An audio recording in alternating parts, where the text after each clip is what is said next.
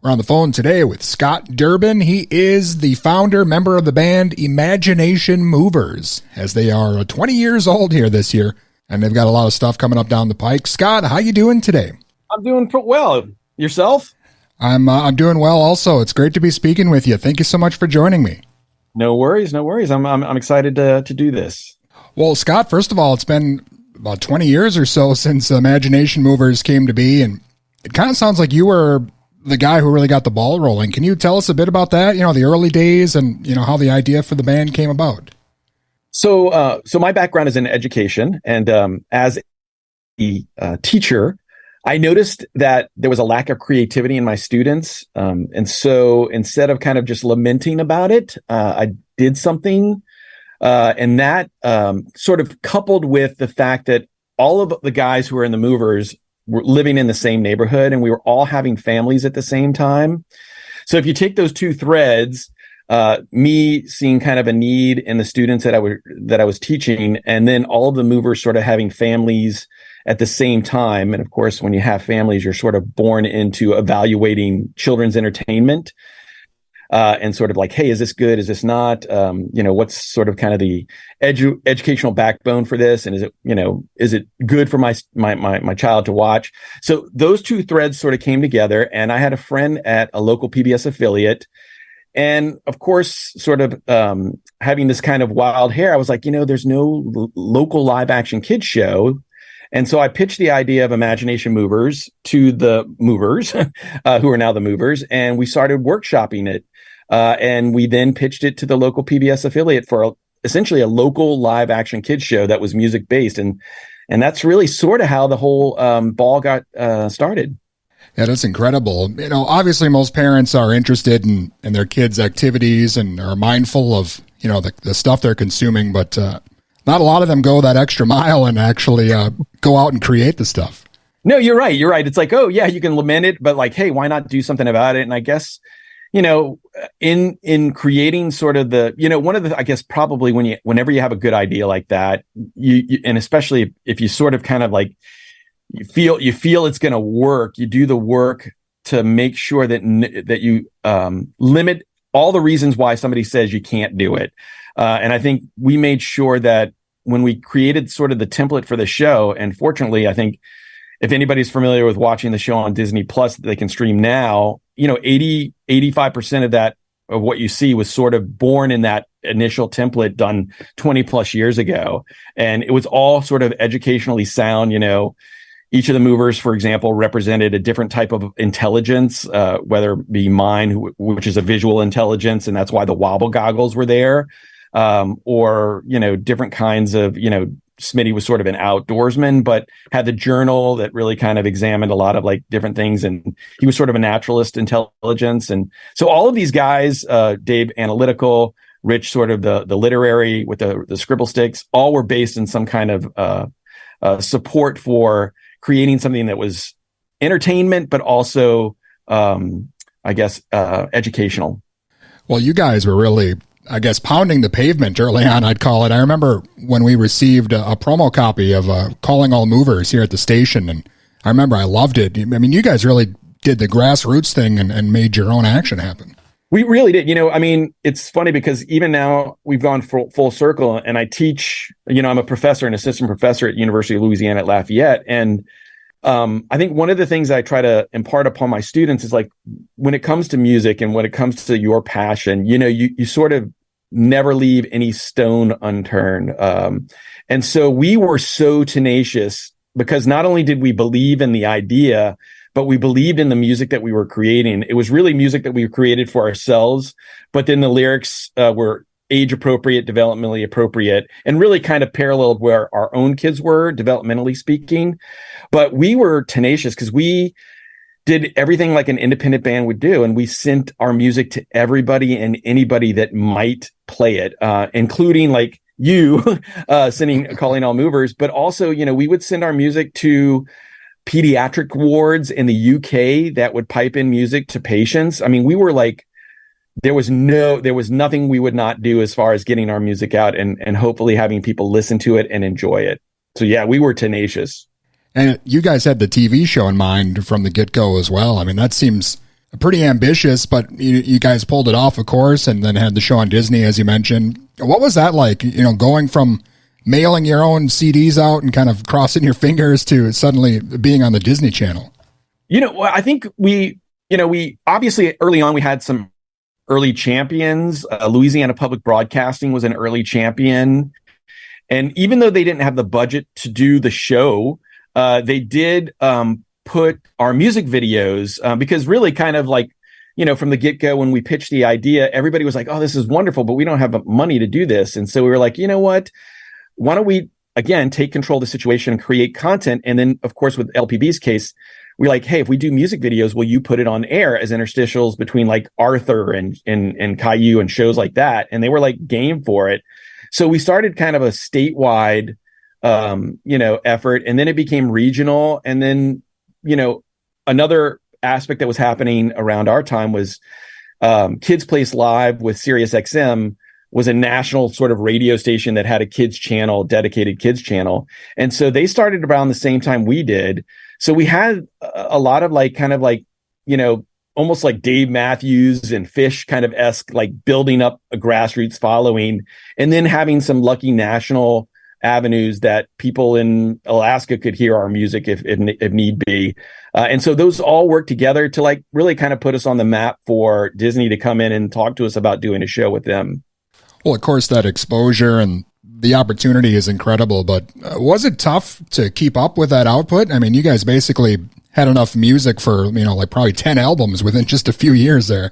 It's so funny that you asked that question, Justin, because, recently I was looking at how many songs were used on the actual TV show. And I was thinking, and I counted 88 tunes, original tunes, some tunes were used 3 times within the show's existence, but 88 songs we created for the TV show. Some of them were evergreens like Brainstorming and the theme song and Jump Up. But, we created songs for narratives like Robot Chase Song and Teddy Bear Song, all those kinds of things. And then, they did use some of our old catalog, which were our first 3 independent albums. Calling All Movers was on that, Clean My Room. But I'm amazed at the output within the show of itself, which was 88 songs. And then over our 20-year career, I think we've written, 200 plus songs, and we're continuing to write music. I'm sort of floored at just the amount of music we've created. And I think maybe like with the exception of like 3 or 4 songs, I'm pretty darn proud of all of it. Well, can you talk a bit about that? And I guess the balance between making music for kids, but also making music that parents can enjoy as well. As a dad myself, I can tell you for sure that not everyone can pull that off. I think part of it is like, it's funny because I think one of our best qualities is that we are pretty authentic. When you come and see us in concert, it's easily to discern that we enjoy what we do. I mean, I think that's one of the things that's always been a part and parcel of what we do. And I think once we stop enjoying it, then maybe that's time that we sort of hang it up. But we still love creating music. And there's so much within the world of a kid that you can kind of, that can inspire and be a muse for songs, whether it be, something like Cleaning My Room or Eating a Healthy, to some of the, the sillier songs that we've done, which is like Watermelon Yum Yum, which is just a super silly song. But I think, it's a testament to the guys that we are brothers. We've been married to one another for the most part for 20 plus years. Anytime you're in a band, and I think about longevity of bands, we've surpassed many a band in our ability to continue doing what we've been doing for 20 plus years. And I think part of that was early on, we made the decision, kind of like U2 and REM, to really to basically split songwriting equally. So even though we might create a song where I might be the shepherd of a song, we all shared in it equally. And I think, the balance of over time, it would just balance out, and it has. And we continue to play live concerts. We continue to write music. We continue to enjoy one another's company and the music we create for families to enjoy together. And I think it's because we were having families and the music was stuff that we enjoyed listening to, but that resonated with our kids, that we, have been able to, continue doing what we get to do, which we find is a blessing. Definitely. I think that's a credit to you guys and your writing process. It would be easy for you guys to maybe pander or kind of dumb down your music just because it's for children. But I mean, with so many songs under your belt, you guys obviously don't do that. So it's amazing. Thank you. I think that's part of it is like, initially when we were doing the show with Disney, it was obviously a preschool show, which means that the demos specific that in which it catered to were 2 to 5. Now we were actually a strange kind of anomaly because we were sort of a transitional property within Disney Junior. So we would transition kids from a lot of like the really kind of like Mickey Mouse Clubhouse to Phineas and Ferb. And so we really kind of operated on a little bit like higher plateau, even though, it was funny because anytime we knocked heads with Disney, it was generally because it was our belief that kids would always supersede your expectations. So like what you would sing to maybe a 2-year-old versus what you would sing to a 5-year-old is dramatically different, developmentally speaking. And so we would always feel like a 2-year-old could age up, but a 5-year-old would not want to do like a baby song for a 2-year-old. Sure. And then of course we had this special place, which was really kind of even above a 5-year-old that transitioned to like Phineas and Ferb and stuff like that. So I think from day one, we knew that kids would kind of could grasp what we were talking about. And we never felt the need to dumb down things. Like even like with the TV show, one case in point, we were doing a show where Warehouse Mouse had a toothache. And we were like, okay, well, we want to use the term veterinarian. And they were like, Disney was like, no, we need to call it an animal doctor. And I'm like, nobody calls it. I mean, if you do, everybody calls it a ventriloquist. So a 2-year-old will learn and acquire that vocabulary if you say, hey, we need to take Warehouse Mouse to a animal doctor. What's an animal doctor? A veterinarian. A veterinarian, exactly. And so you could say, hey, let's take him to a veterinarian. Then you can have another guy say, well, what's that? Well, it's an animal doctor. And so you could teach kids vocabulary instead of just saying, not challenging them. And so I think we always worked to challenge our listeners and the viewers on the TV show and continue to do so, hopefully.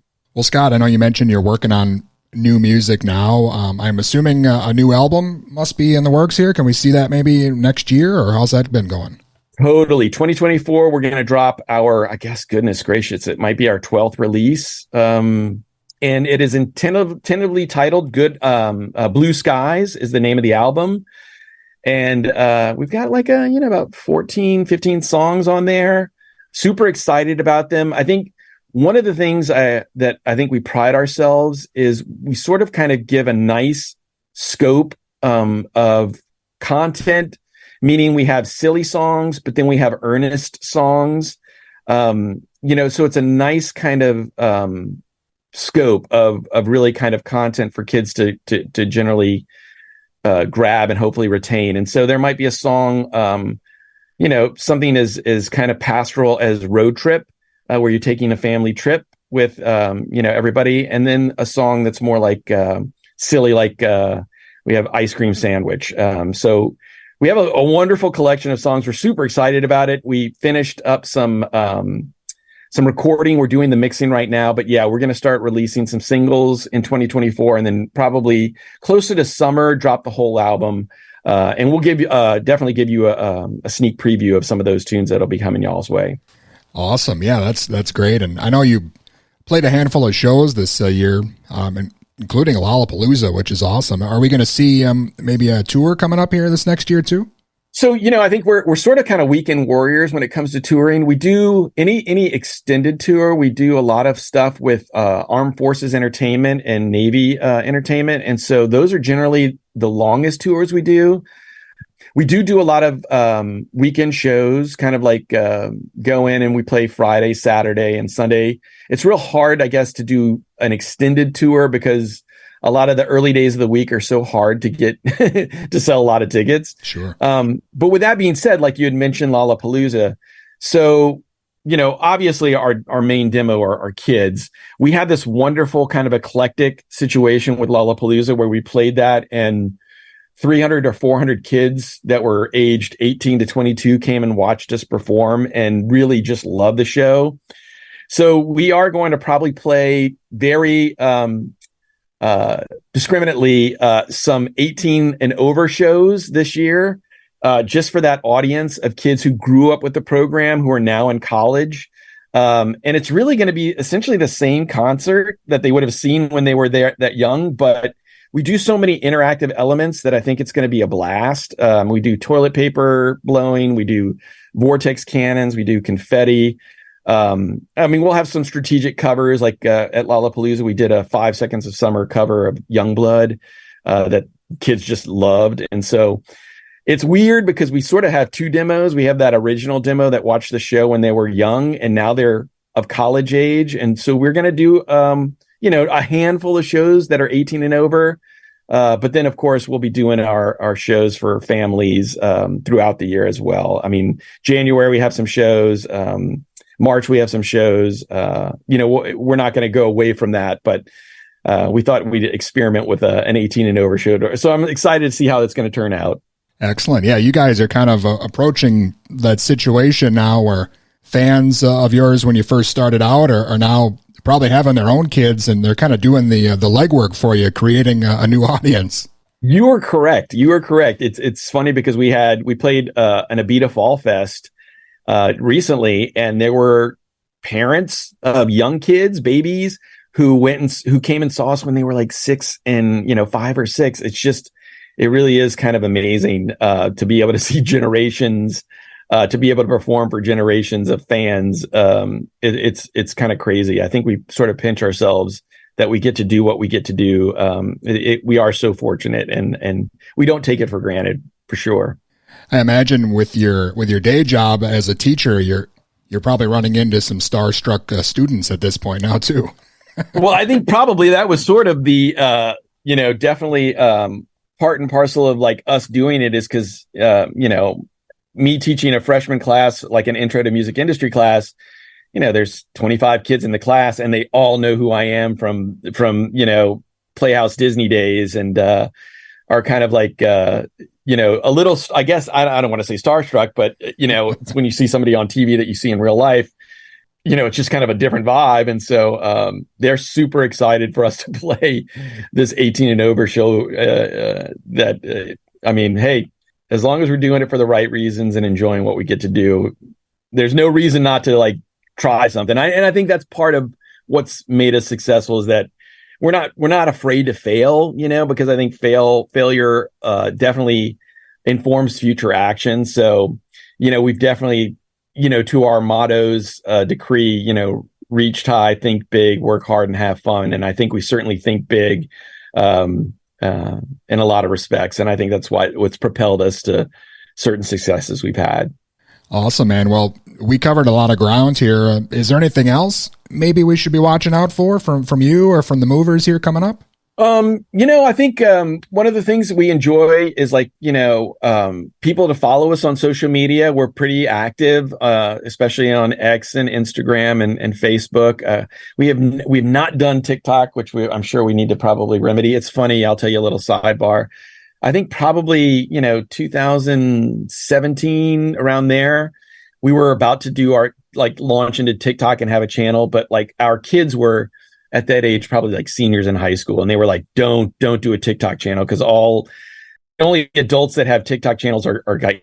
And so we were like, we won't. And then now I kind of lament that we didn't, because so much is experienced in that format. But, just social media and follow us. We always generally will respond to comments. It really is the guys who do it. I think we're pretty accessible in that respect. And, at the end of the day, we just kind of want to, there's so much in this world that's just kind of can drag you down. We wanted to be a respite for just joy and kind of innocence, and that still has a place, and an important place in what we do daily. Awesome, man. Again, it's been great speaking with you. I'm a big fan, and as I mentioned, I have been for almost the whole 20-year run here. So it's been great speaking with you today. I appreciate that, Dustin. It's definitely it means a lot that you reached out and continue to support us as we create music as we still continue to create music, it really means a lot. Thanks so much. Yeah, you bet. Hopefully you guys will make it through Minnesota sometime soon. Definitely. And if we do, if you see anything, or if I find that we're going to get a show up in that area, definitely come and, grab some footage before or after the show, and we'll do a little interview with all the guys. Awesome. I appreciate it. Thank you again, Scott. It's been great. All right. Take care. Take care, Justin. Have a great week. And again, that was the one and only Scott Durbin from the Imagination Movers. And keep an eye out. They've got a new album and hopefully some shows here coming to Minnesota next year.